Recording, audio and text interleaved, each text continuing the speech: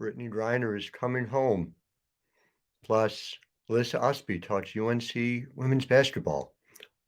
Locked on Women's Basketball starts now. Ogunbowale for the win.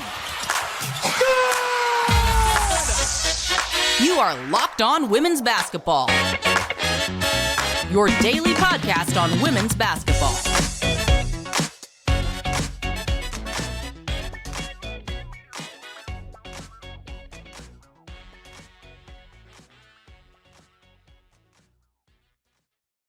And the very happiest of Thursdays to you. I am Howard Megdal, host of Locked On Women's Basketball, founder and editor of The Next. Delighted to be with you to talk about this incredible news.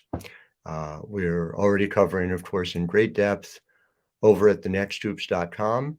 I have my initial news story. We have multiple stories to come as well. Make sure you are following The Next everywhere you can. thenexthoops.com and on social media at thenexthoops. Thank you for making this your first listen every day. And I am excited and delighted later in the program to be talking to Alyssa Ustby, who is a breakout star for North Carolina and played for the United States 3-on-3 this summer. So should be a great conversation as well. But of course, where we have to start is news that broke early this morning that Brittney Griner, after 9 months being unjustly held by the Russian government, first in a Russian prison and then a Russian penal colony, is coming home. Is coming home. For me, as somebody who has been in this space for a long time, it has been a challenge to figure out exactly how to handle this. We are, of course, trying to make sure we are amplifying without making things harder. At a time that we were told news stories about it strengthened Russia's hand, we had to balance that against making sure people knew what was going on because everybody cared. Everybody cared. This was not something that came to pass once Brittney Griner was unjustly taken prisoner. Brittney Griner is somebody with deep ties in the women's basketball community, somebody I've had the privilege of covering for the entirety of her career. Somebody who, and it is by no means the primary part of this, but something vital to remember, is an incredible basketball player, is a generational talent, is somebody that we will cover someday when she is inducted into Hall of Fames in Knoxville, in Springfield.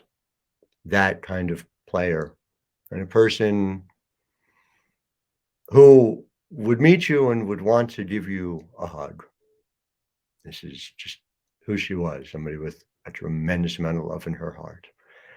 And so it is possible to zoom out and think about this in geopolitical terms. I've written about the fact that it is frightening, the idea that we have players playing overseas. We had players playing in Russia, playing in Ukraine, who were not safe. It was BG, and I've talked to so many of them over this period. And the very common sentiment was there, but for the grace of God, it could have been me. And that is a human tragedy. This is a great day, but Brittney Griner will never get that time back. Sherelle Griner will never get the time back with her. Life is precious and life is finite. And it is possible to think that Russia in some ways got what it wanted, right? Victor Bout, a dangerous criminal, returns home. But I cannot think in those terms today, and I'm not going to tell you how to process it. But to me, after that first moment where this has happened, all right, so how are we covering it? I'm going to write the initial news story over at The Next. Reach out to our Phoenix Mercury beat reporter to talk about it from the Mercury perspective. We have a news story coming on reaction around the world of women's basketball. I'm a journalist, and so that is the first place that I go, right? but it was also a Thursday morning, and my younger daughter, who is a young basketball player and fan, I got to come down and tell her this, and she's been asking me, Daddy, well, is Brittney Griner free yet? And I had to tell her no again and again when she would ask about it. And so I got to share with her that, yes, Brittney Griner is free. And my parents called, and I've reached out to my wife and spoke to so many people here in this community, which is large and growing, but also so small in so many different ways. So many of us, with just personal interactions with Brittney Griner, with her family, with the people around her, to know what a day this is, what a moment this is. From a basketball perspective, not that this is first or second or even third, but the magnificent Brittney Griner will return to the basketball court, we hope. She's 32. There was a real chance, if this did not come together, that we might have seen the last of Brittney Griner on the court at a time that she was playing her very best. The 2021 playoffs, Brittney Griner was a force and somehow found another level, which you wouldn't have even thought was possible, given the level she had been playing at since coming out of Baylor in 2013. And a huge shout out to, of course, Nikki Collin, the current head coach at Baylor, for all that she said in support of Brittney Griner, as opposed to people who may have coached her in college. A huge shout out to the WNBA, which worked tirelessly to keep her in the foreground, to people like Dawn Staley and Tara Vanderveer, who did things we saw and things we didn't to make sure that Brittney Griner was top of mind.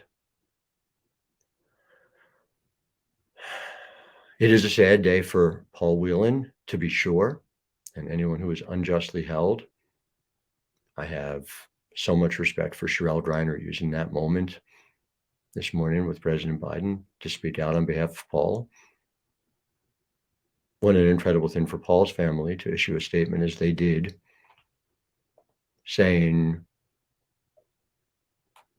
that the United States did what it should have done, what it must have done to bring Brittney Griner home. And at the end of the day, that's where so many people have landed, and myself as well. Whatever was necessary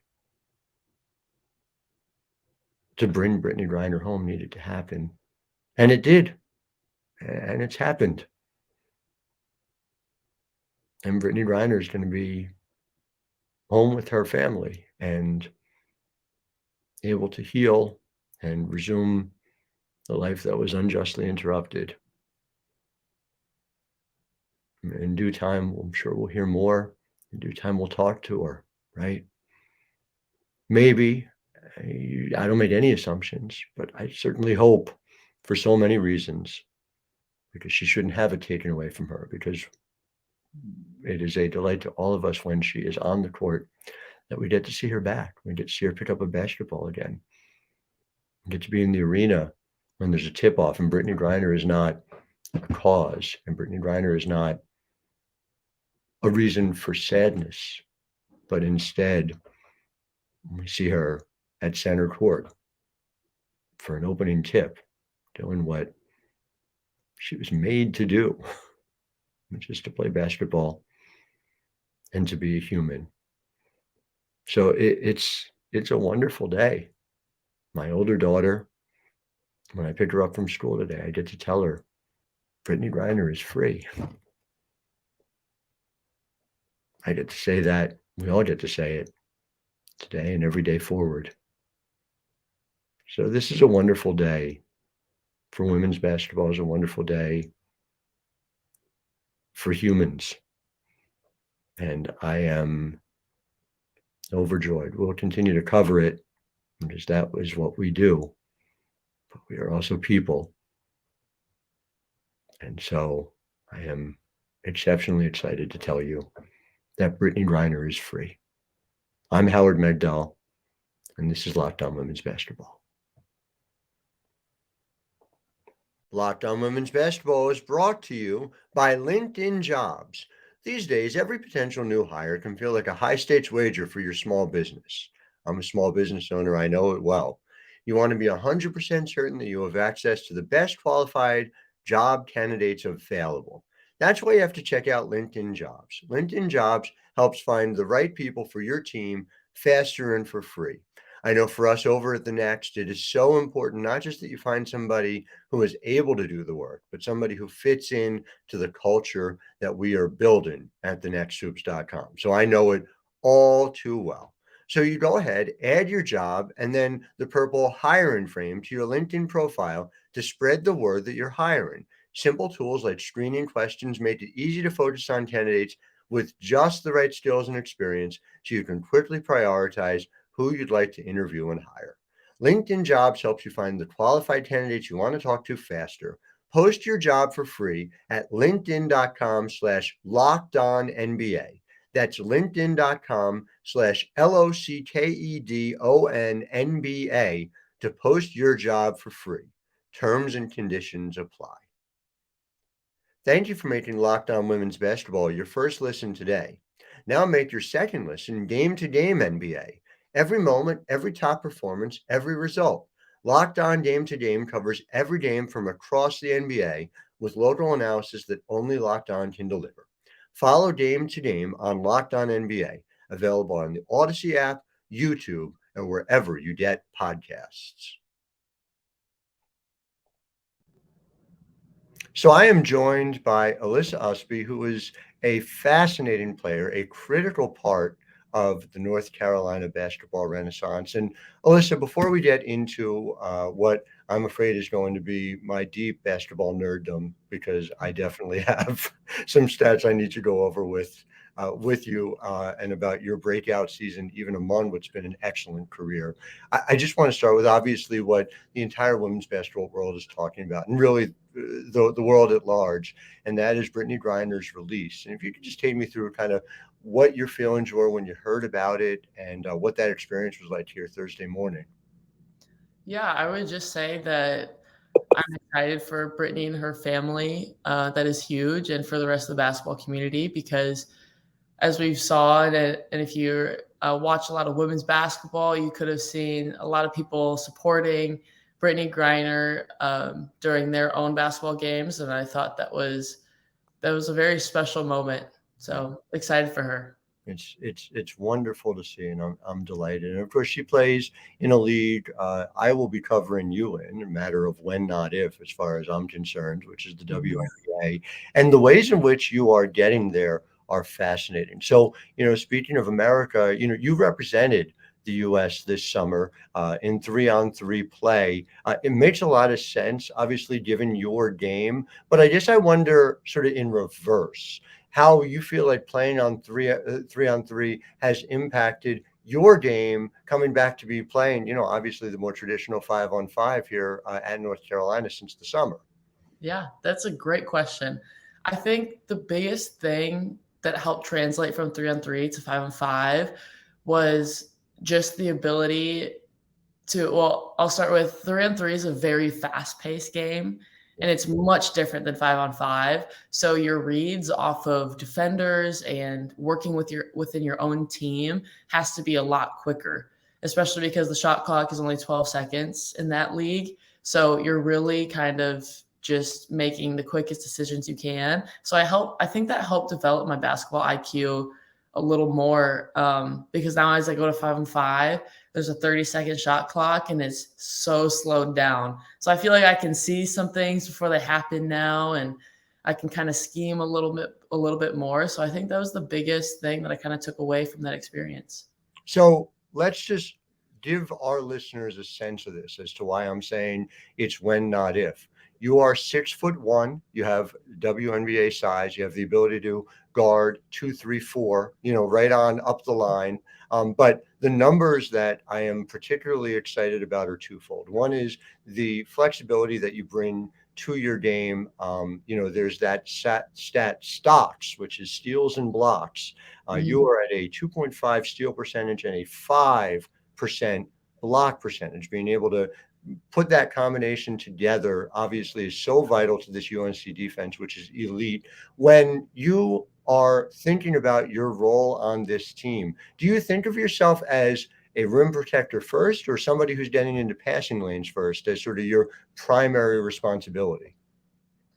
I would say they both kind of go hand in hand, because I'm someone who prides myself on playing hard defense. Like, Mhm. I want whoever I'm guarding, or if I'm the help defender, I'm going to make it so hard for you to score over me, around me, or through one of my teammates. I'm going to have their back if they get beat. So I just try to do my best to make the other team just have a nightmare of trying to score. And so that's something I pride myself on, and I can carry with me through every game, and that will always remain constant in every game.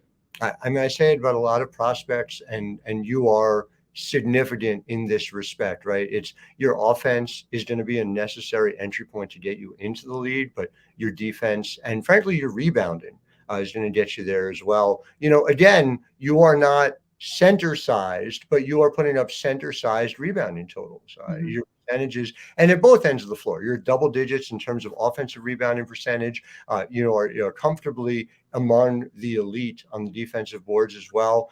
Is that just an extension of the defensive effort? Is that where that comes from? I know people talk about rebounding is so much a question of desire. Is that how you see it? Yeah, I definitely think it's something that you could categorize as desire. It just matters to me. Like, when I see a ball go up, I'm like, why couldn't that be my rebound? Like, I'm gonna go get it. So I just go with the mentality that every offensive rebound is mine, every defensive rebound is mine. And I just keep reminding myself of that throughout the game so I can remain persistent on the boards. I obviously want to get into the offensive end of things, but I need to talk about a shot that you made. It didn't count in the games themselves. It was a shot heard around social media, and that is to say, you were on a ripstick. You were. I'm going to put a link into the description so people can see this. Yes, yeah, on a ripstick, you were juggling 3 basketballs, and you made a shot as you were doing it. This is April 2020. We're all looking for something to do. Take me through, how does an idea like that even come about? I think I was just on my little ripstick out in the driveway, and my brother was shooting baskets. I was like, "Hey, can I see that ball?" And then so I'm ripsticking and dribbling, like still dribbling between my legs. I'm on the ripstick, and I was like, "Wait, let me see if I can. I know I can juggle, so let me see if I can try to do something." I was like, "Hold on!" I told my brother to grab his phone and record me just in case I made it on the first try. And then first try, just got it in. I was like, "Oh my gosh." It's like, I need to post that. Someone needs to see it. Everybody needs to see it. I think I think the UNC account should be posting it every single day. But again, you have gone through. This is not the typical college experience, right? So you go, and I understand you came prepared even when you needed to quarantine as players during the NCAA tournament. That you made sure you were ready.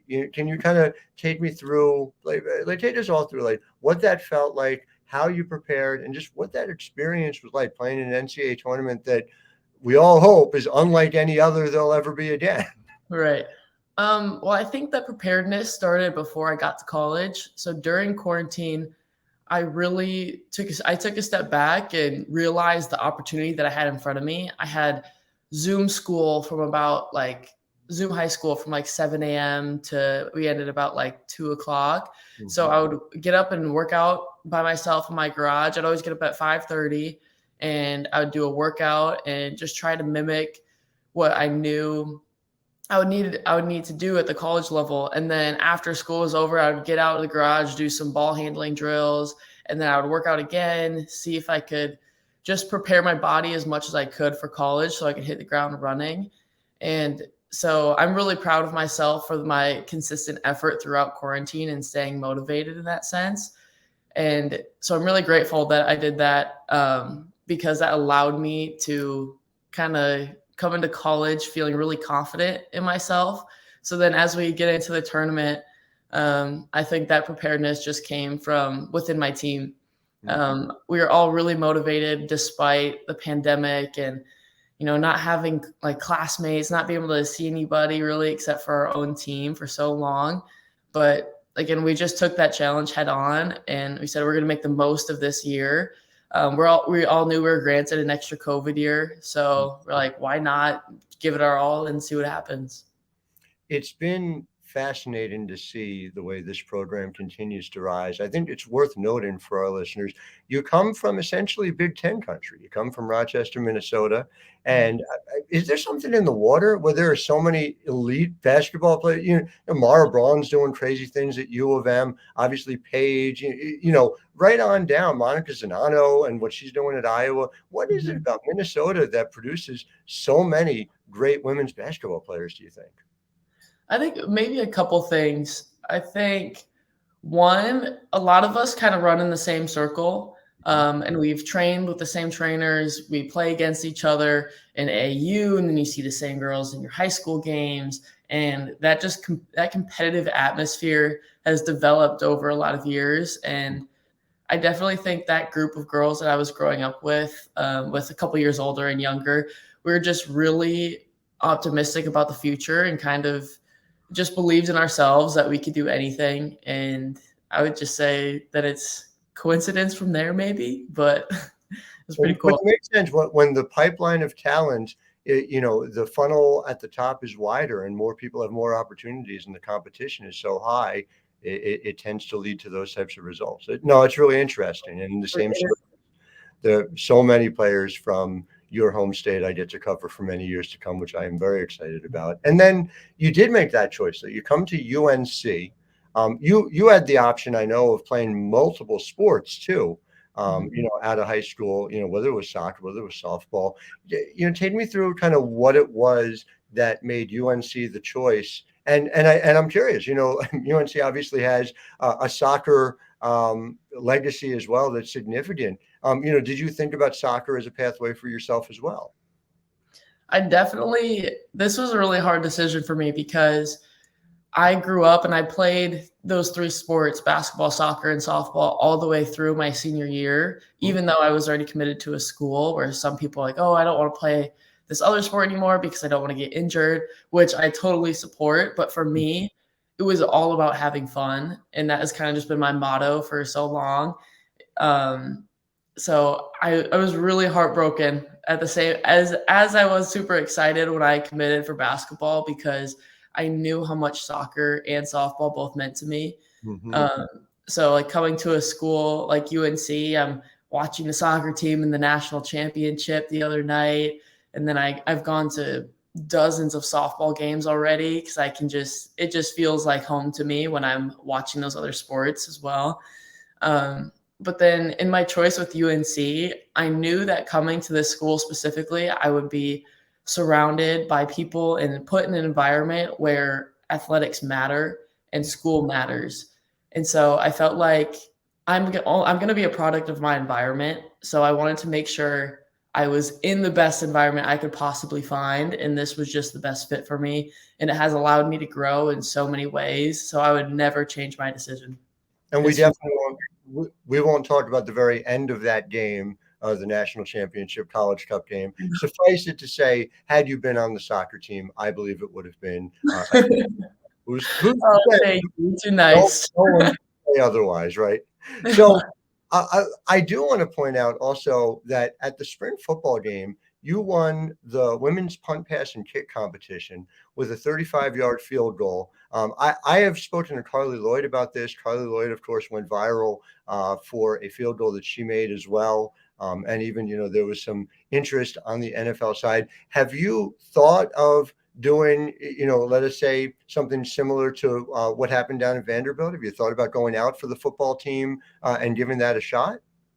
I've only considered it just kind of jokingly, but I've never really considered it a serious possibility because I've just been so interested in basketball and seeing where that career can take me and just trying to maximize the opportunity. But I think it would be so cool if I just got to do it once.